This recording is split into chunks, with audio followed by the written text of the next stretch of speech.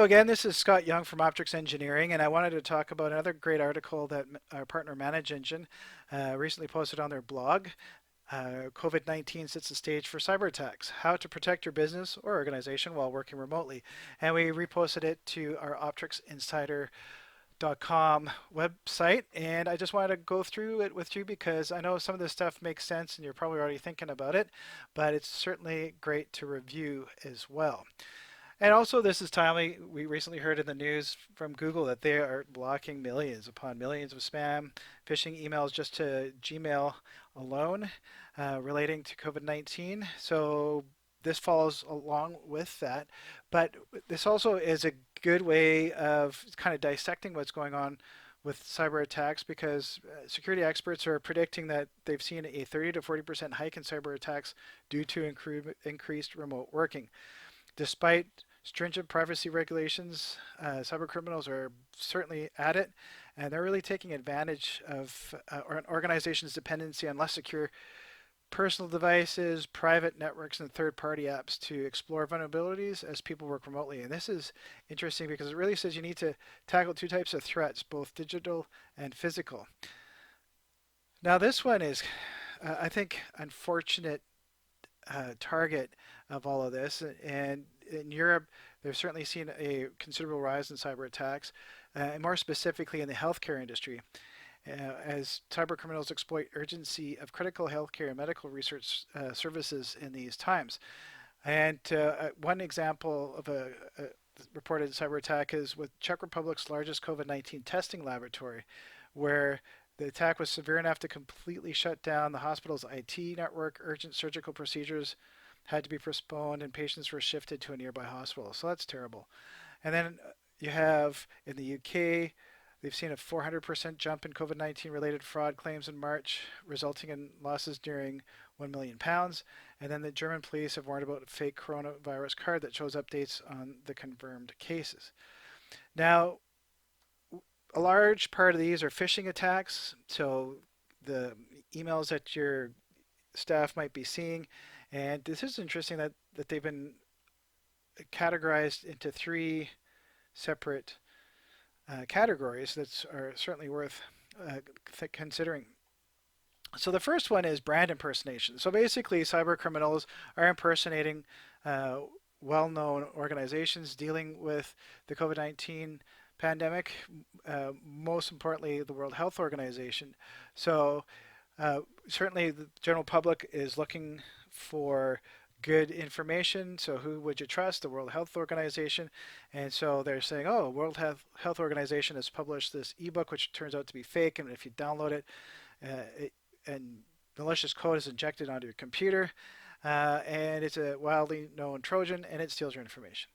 And then there's another one where there's a supposed media relations consultant, Dr. Sarah Hopkins. That sounds legit. And if you download their PDF file on tips to stay immune to the virus, it releases Agent Tesla, which steals your data. So, of course, WHO has released a notification saying people just letting them know that hackers are posing as them and just be vigilant on what you download. The other thing is scamming. And this is crazy too. First, you have an app disguised as a COVID-19 tracker, and if you download it, install it on your phone, then it demands a ransom of $100 if the victims do not want to risk their contacts, videos, and pictures being deleted. And then this one is super sad, where scammers are impersonating nurses, and they're calling up the elderly, offering to help them purchase groceries, and then of course they need your credit card to pay for the groceries, and now they have your information. So that's terrible. The other third category here is business email compromise, and of course the attack uses corporate email accounts to defraud its targets. So one email crime ring known as Ancient Tortoise now including COVID-19 related information in its email schemes. And then they basically reach out to an organization customer base and try to trick them into changing the bank they currently make payments to. Certainly, a lot of organizations are switching to electronic funds transfer, EFTs, or ACHs, I think, in the US. We've seen this a lot locally with wire fraud pre-pandemic, but of course now you've got organizations saying, well, because of the pandemic, we have to change where you're sending the money, which I'm not sure why the pandemic would cause where you change money, but it seems legit, I suppose. So really pay attention to your internal controls on when all of a sudden an organization wants you to change where you're supposed to be sending money. Most likely a scam. We've seen some of our clients get hit with this type of thing. Unfortunately, they've thwarted it, but really it boils down to checks and balances before you even go changing anything and making sure that it's legit. I also wanted to mention that RBC, one of the main banks here in Canada, I was at one of their conferences recently, and they pointed out wire fraud is a huge problem, and they're trying to take steps to fix that. Now, with organizations encouraging your employees to work remotely as a means of practicing social distances, there are some certain measures you can take to make sure that you have a secure work environment and secure confidential data. So certainly uh, using things like single sign-on, recording privileged sessions so you can audit them. And I mentioned a tool one of the previous times that can do that. Remote Access Plus is one thing to look at. Desktop Central is another one. Also, if you're going to allow somebody's home computer to connect to a work computer, consider using a virtual private network or a VPN and have some sort of multi-factor authentication involved in that as well. Now, how you do that certainly is up to you, but certainly something to think about. The other thing is to make sure that your staff know what is a source of trustworthiness information. That could be if you have a large organization, say updates on how our organization is dealing with COVID-19 are always going to come from COVID-19 at fillinyourdomainname.com. Now, that is interesting and important, but what we're also seeing is to make sure employees double check that there isn't a spelling mistake in the sender's address, because this could be also a way a hacker could trick people into clicking an email if they spoof your email address. So it's crazy the amount of things you have to think about, but hackers are certainly tricky out there. The other thing is to make sure you have a business continuity plan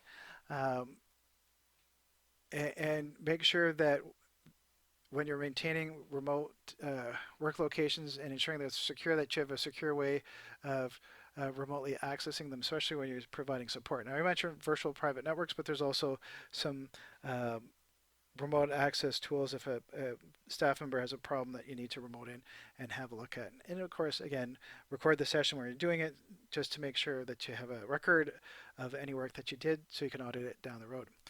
Having an FAQ page, especially if it's an internal, like on a SharePoint session, is important. That way you can update them on security risks, best practices. You can do some training for them, even on how to use Zoom. I heard recently that Zoom, for example, have all sorts of webinars that you can send employees to, if that's a tool you're using, on how to use the tool properly, and having an internal FAQ, frequently asked questions page, where you just have lots and lots of resources available, is certainly a way of efficiently handling lots of requests. And then, of course, the other thing is to entertain the use of office provided devices as much as possible. Certainly, especially if you're in a large organization, you have all sorts of different kinds of computers that you have to deal with: Macs, PCs. Some might still be on Windows XP, some might still be on Windows 7. Some might be patched, some might be not unpatched. Some people might have antivirus subscriptions that expired 3 years ago. You just don't know. So as an IT person responsible for managing all this, if you had a common system like you have at work that you can hand out to your employees to make sure everything is run properly, that might be the best way to go if you can afford it and if you can get access to it. Also ensuring that you're enforcing strong passwords and frequently change those passwords. then that's a good idea as well. Now, to end this, I guess we can end it on what's the silver lining on this? Well, organizations have put in, plans in place, disaster recovery plans in place, business continuity plans in place, and now they're being tested. So this is a good time to reflect, to look at how things are going, and just fix the holes that you need to, but to make sure that you keep track of what's going on in your network, how your employees are doing, and see what you need to resolve. But we'll end on that. Hopefully, you found that um, helpful. Maybe there are some nuggets in there that you didn't know, and we'll just continue as we find more and more articles out there. Help get us all through the COVID-19 pandemic. We will get through this. Just stay patient and have faith that we'll come out better in the end. Have a great day. We'll see you soon. Bye for now.